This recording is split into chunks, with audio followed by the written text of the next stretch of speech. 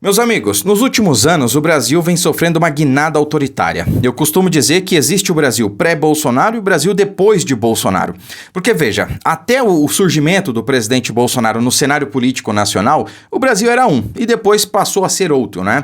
Então, até este momento, nós achávamos que existia PT e PSDB, né? Que ambos eram antagônicos, que PSDB era de direita e o PT de esquerda, que os dois ficavam se degladiando entre si. Entretanto, nós descobrimos com o tempo que existiu o teatro das tesouras, né? Que eram os dois lados opostos de uma mesma moeda. Então eles ficavam ali se alternando no poder, né? Um fingia oposição ao outro e tudo mais, mas na verdade eram tudo farinha do mesmo saco. Bom, esse era o sistema, a coisa funcionava assim, né? Com o surgimento do presidente Bolsonaro, o sistema foi exposto. E hoje, cada vez mais as pessoas vão percebendo o que vem acontecendo, né? E como não há mais a possibilidade de se negar a realidade, porque salta aos olhos, né? Até mesmo a velha mídia está se posicionando quanto a isso.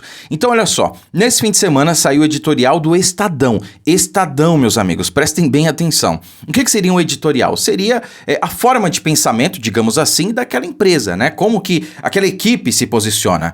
Então, veja só, Estadão critica decisões do STF contra Bolsonaro e diz que foi uma espécie de vingança, né? Meus amigos, até o Estadão está reconhecendo o que vem acontecendo no Brasil. Né? Então veja só, neste domingo, dia 7, o Jornal do Estado de São Paulo publicou um artigo que traz críticas sobre as decisões do Supremo Tribunal Federal contra o ex-presidente Bolsonaro e seus apoiadores, né? É o que vem acontecendo, é o que a gente vem falando aqui no canal, em outros canais há anos, e está sendo exposto pela velha mídia, meus amigos, que sempre encobriu isso aqui, que sempre passou pano, né, para o que o sistema vem fazendo. Deve ser porque a água está chegando, vocês sabem onde, né? Então, quando eles estão percebendo que essa guinada autoritária vai chegar neles num futuro próximo, ou talvez já até tenha chegado, então eles estão começando a se coçar, né? Antes tarde do que nunca, eu diria? Não sei. Bom, o texto assinado por J.R. Guzzo comenta sobre a decisão recente dos ministros da Suprema Corte que extinguiram o indulto dado por Bolsonaro ao deputado Daniel Silveira, né? Algo totalmente absurdo, tendo em vista que no passado, né, indulto de mesma natureza foi respeitado pela mesma corte, né? O ministro Alexandre de Moraes, inclusive, tem um vídeo famoso dele circulando por aí que diz que o indulto, a graça é prerrogativa do presidente da República, tá? Portanto, deve ser respeitado. Na ocasião, falava-se ali do indulto concedido pela Dilma ao José Dirceu, né? Então, o Alexandre de Moraes, um tempo depois, falou sobre isso. Guzzo diz que a lei brasileira não está sendo aplicada a Bolsonaro e seus aliados e que a extinção da direita se tornou uma questão de interesse nacional, né? E para este fim, as autoridades estão aplicando a censura, a supressão de direitos e a transformação do Brasil num estado policial. Na verdade, isso já aconteceu. Tem assuntos aqui que a gente simplesmente não pode falar. Vocês sabem, nós aqui, principalmente no YouTube, Facebook e outras plataformas, temos que medir as palavras. Veja, se eu falar, né, daquela caixinha mágica que conta os votos, né, se eu, sei lá, induzir a dúvida, dizer que não confio, coisa do tipo, eu posso ter o meu canal fechado hoje. Né? Posso estar cometendo um crime aos olhos de algumas pessoas. Que democracia é essa?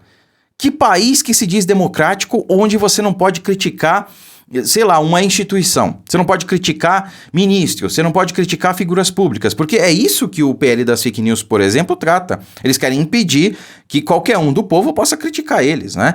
Isso é democracia para vocês? Porque para mim não é, né? Não se tem coisas desse tipo em países democráticos. Muito pelo contrário. Isso só existe em Cuba, Nicarágua, Venezuela, China, Coreia do Norte. Só esse tipo de democracia aí, né? Que é a democracia do governo deles.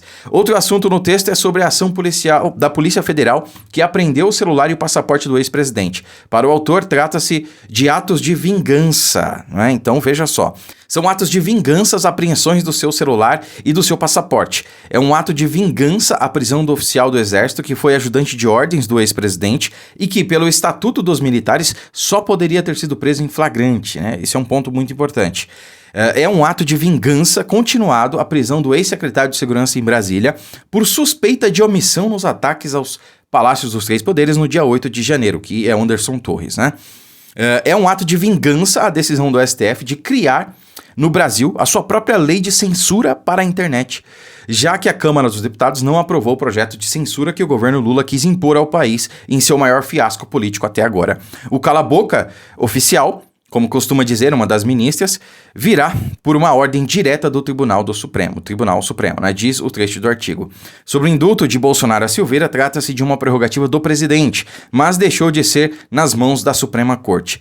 O caso do indulto anulado não faz nenhum nexo, nem do ponto de vista jurídico, nem do ponto de vista da lógica comum. A anulação foi decidida pelo ministro Alexandre de Moraes.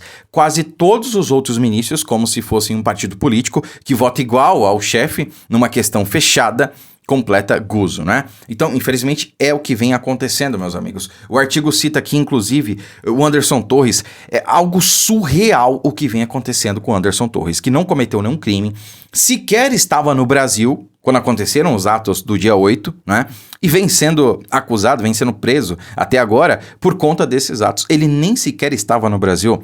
Estava de férias nos Estados Unidos, se não me engano, com a passagem que ele comprou antes mesmo da eleição, ano passado.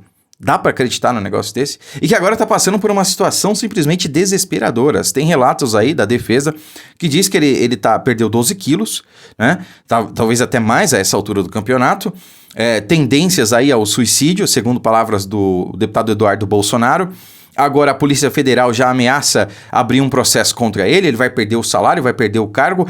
Enfim, a família vai ficar desamparada. Tudo por quê? Porque foi ministro do governo Bolsonaro?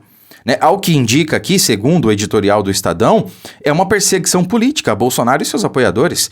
Vocês já viram uma operação da Polícia Federal para apreender carteira de vacinação? Mas tem base nesse negócio? Dá para acreditar num negócio desse? Cara, é surreal o que vem acontecendo. Anderson Torres preso até agora, sem crime, sem fundamentação jurídica sólida que sustente a prisão dele.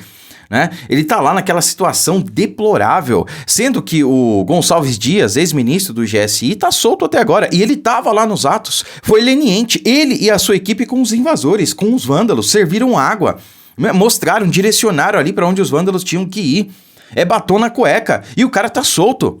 Anderson Torres, que sequer estava no Brasil, está preso até agora. E vale ressaltar também que a defesa já disse que ele não teve acesso aos autos na totalidade, né? E mais de 40 senadores pediram para visitar o Anderson Torres, para ver como é que estava a situação dele. E veja só, o ministro Alexandre de Moraes simplesmente vetou a presença de 2 senadores, que foi o Flávio Bolsonaro, né, e o Marcos Duval. Quer dizer, permitiu 38 senadores ir lá visitarem o Anderson Torres, mas vetou 2. Por quê? Por quê? Qual a fundamentação para isso? Qual o critério utilizado? Por que os 2 não puderam visitar o Anderson Torres? Tem alguma coisa muito errada nessa história, meus amigos, e o Brasil precisa saber o que vem acontecendo. E mais, para finalizar, a PGR, que é quem detém a ação penal pública, o Ministério Público, né, melhor dizendo, já se posicionou contra a manutenção da prisão de Anderson Torres. Já se posicionou. Só que o Alexandre de Moraes simplesmente ignora a PGR. Veja, o que vem acontecendo, né, em várias ocasiões, e é o que parece, é que Alexandre de Moraes, ele respeita, acata o posicionamento da PGR quando ela coincide com a sua vontade, com o seu entendimento. Quer dizer, se não coincidir, ele simplesmente resolve ignorar. Né? Então, nesse caso, a PGR se manifestou contrariamente à manutenção da prisão de Anderson Torres. E Alexandre de Moraes simplesmente ignorou. Em outras ocasiões, acatou. Quer dizer, onde é que está a lógica nisso? Uma hora acata, outra hora rejeita. Tem que se respeitar o posicionamento da PGR. A PGR não vê sustentação jurídica para continuar com essa prisão arbitrária. É uma perseguição política e agora isso está exposto no Estadão, na velha mídia. O que falta mais para os outros veículos acordarem? O que falta para os isentões, para vocês isentões, que preferiram não votar no Lula nem Bolsonaro, né? Ah, mas do mesmo precisamos nos livrar. E ajudaram a eleger esse cidadão aí, né? Ajudaram alguns a voltarem à cena do crime. O que vocês têm a dizer agora? Vocês vão esperar acontecer o que nesse país, né? A água bater na bunda de vocês? Porque já tá batendo, vocês só não estão percebendo ainda. Curta, comente, compartilhe esse vídeo, inscreva-se no canal e siga nossa página no Facebook. Muito obrigado, fiquem com Deus e até a próxima.